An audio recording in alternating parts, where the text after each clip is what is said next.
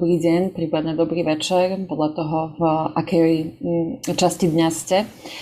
Moje meno je Sandra a poviem vám pár slov o našej hodine, ktorá sa volala hodinové MDŽ.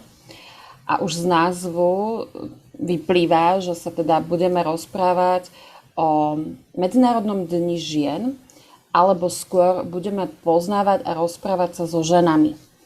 Čiže cieľom našej hodiny je pre deti a mladých ľudí, ktorí sa zúčastnia teda nášho projektu alebo tejto hodinky, je, že spoznajú ženy, inšpiratívne ženy, spoznajú, čo robia, prípadne čím žijú, čím sa zaoberajú. A tým deťom vlastne dávame nejakú možnosť vidieť, že ženy robia rôzne veci, že sa zaoberajú rôznymi činnosťami a možno tak trošku aj zbúrame stereotypy, ktoré o ženách v mnohých spoločnosti existujú. Takže cieľom našej hodiny je predstaviť mladým ľuďom rôzne zaujímavé, inšpiratívne ženy, mať možnosť sa s nimi rozprávať, mať možnosť spoznať ich príbeh, tomu, čomu sa venujú, a ako k tomu prípadne došli, ako sa stalo to, že robia to, čo robia, ako to ovplyvňuje ich život a ako ovplyvňujú oni ostatných ľudí. A keďže MDŽ je v marci, tak sme zároveň aj zvolili formu kvôli tomu, že je to aj že vnímame marec ako mesiac knihy, tak sme zvolili formu tzv. Živej knižnice, ktorá bude online. A to znamená, že so ženami sa zoznámia ako s knihami. Deti majú možnosť sa stretnúť s viacerými ženami, a aby ich obohatili, a zároveň majú možnosť sa dopytovať žien to, čo ich zaujíma. Ten priebeh hodiny je taký, že vyberáme ženy, ktoré sú z rôznych sfér, vyberáme ženy, ktoré môžu byť pre deti zaujímavé. My osobne sme mali napríklad spevačku, ale mali sme tam aj strategickú konzultantku alebo športovkyne.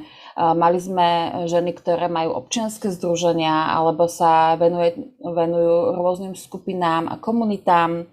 A mali sme naposledy aj ženu, ktorá práve teraz riešila situáciu a pomoc na Ukrajine.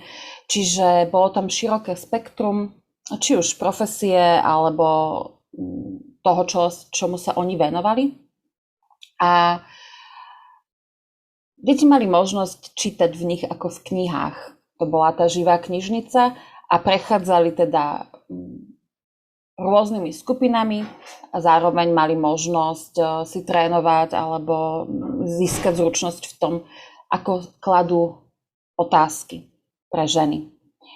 Táto hodina je naozaj veľmi zaujímavá, veľmi inšpiratívna, pretože aj v reflexii, ktorá vlastne po hodine nastáva, je zaujímavé spýtať sa detí, okrem toho, čo prežívali a ako sa mali na hodine, zaujímavé je spýtať sa, aké hodnoty podľa nich žili tie ženy, čím sú pre nich inšpiratívne. Tiež je celkom zaujímavé sa s nimi rozprávať o tom, čo sa dozvedeli o tých ženách a prípadne sa zaujímať o to, aké hodnoty vypozorovali u tých žien a čo oceňujú na tých ženách. V reflexii je zaujímavé pýtať sa aj, či by chceli žiť život týchto žien a čím ich inšpirovali a čím ich zaujali.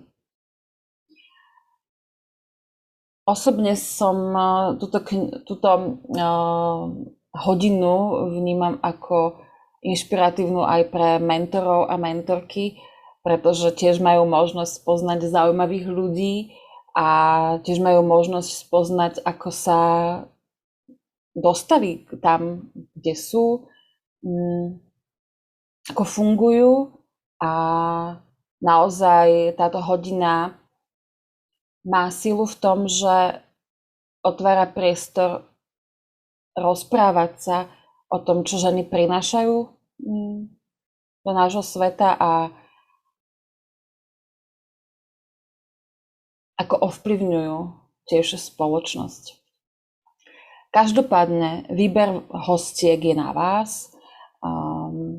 Naozaj to môžu byť rôzne ženy. Nemusia byť na vysokých pozíciách alebo známe. Môže to byť aj profesionálna mama, ktorá sa venuje deťom. Môže to byť lekárka alebo vedkyňa. Podstatné je priniesť deťom dialog, dať im možnosť zažiť človeka a počuť jeho príbeh.